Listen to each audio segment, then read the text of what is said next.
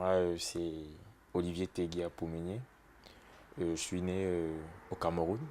J'ai grandi dans la ville de Yaoundé et je vis actuellement à Bordeaux. Et comme activité, je travaille avec les jeunes de ma communauté, la communauté chrétienne Nouvelle Alliance.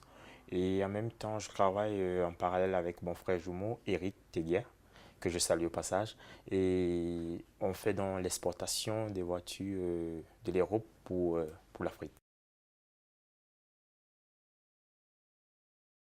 Bon, les profondeurs du Verbe, c'est un recueil poétique inspiré par le Seigneur Jésus et qui met en avant, je dirais, qui a pour but premier de toucher une multitude de personnes en regardant non à leur force, mais à leur faiblesse, non à la façon dont elles ont réussi, mais à la manière dont elles ont pu y parvenir et s'y maintenir. Donc, les profondeurs du Verbe euh, cherche réellement à comprendre ce qu'est l'être humain dans sa profondeur. Alors, et ça remet en place les bases mêmes. C'est un recueil qui met en place les bases mêmes de ce qu'est nos responsabilités vis-à-vis de nos semblables. Et par rapport aux choix, par rapport aux actes, et tout en sachant que le monde dans lequel nous vivons est tellement agité, il faut un équilibre assez fort pour ne pas être perturbé dans son intérieur. C'est une façon assez libre de s'exprimer. Vous savez, seul celui qui est libre sait où il va. Alors lorsque vous êtes enchaîné, c'est difficile de pouvoir libérer ce qui est au-dedans de vous. Donc il faut cette liberté d'esprit pour pouvoir s'exprimer et pouvoir communiquer aussi. Et vous savez, c'est aujourd'hui, si réellement vous êtes emprisonné, il sera difficile pour vous de mettre en place tout ce qui est enfui au-dedans de vous. Alors je pense souvent que c'est ça qui nous amène à écrire. Et cette prose, c'est cette façon de parler avec le cœur. Et on le dit souvent, un homme qui parle avec le cœur se fera toujours entendre. C'est-à-dire un auteur qui parle avec le cœur, c'est une relation entre l'auteur et le lecteur. C'est-à-dire c'est de cœur à cœur.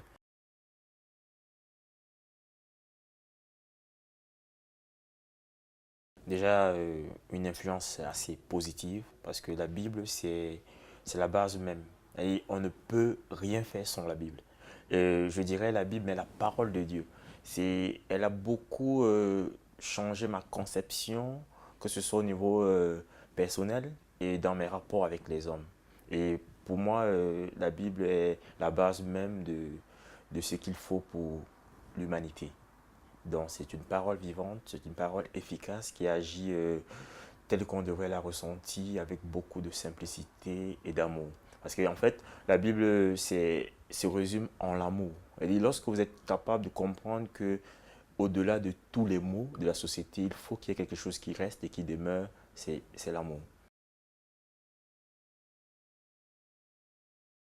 En fait, l'écriture de cet ouvrage m'a apporté une assurance en soi, une passion, un amour et une envie d'avancer. Et vous vous rendrez compte que tout ce qu'on fait avec le cœur ne laisse pas indifférent ceux qui nous écoutent. Et c'est l'écriture de cet ouvrage m'a permis d'entrer en contact avec ceux avec qui, les personnes que j'ai rencontrées. Et je crois que dans cette écriture aussi, j'ai compris que il est important, si réellement ce que vous dites aux gens n'a pas d'impact dans votre propre vie à vous, il sera difficile que cela ait de l'impact dans la vie de celui qui vous écoute. Il faut forcément que lorsque vous écrivez, que ceux qui vous écoutent, que vous déjà, vous soyez capable de vous écouter et d'être touché, influencé, captivé par ce que vous êtes en train de dire. Et forcément, celui qui vous écoutera en retour sera aussi émerveillé que vous. Le recueil, je l'adresse déjà à toute la couche et toutes les couches de la société, sans distinction. Je m'adresse particulièrement aux indécis, à ceux qui réellement ne savent pas qu'en eux, ils possèdent quelque chose d'assez fort, de grand, et qu'ils peuvent aller au-delà de ce qu'ils pensent d'eux-mêmes. Alors, mes projets pour l'avenir, c'est de continuer à écrire avec la même passion, avec le même amour. Et là, je travaille sur un prochain livre qui sera associé avec quelques poèmes, mais qui parle d'autre chose. Je laisse la surprise pour la prochaine édition.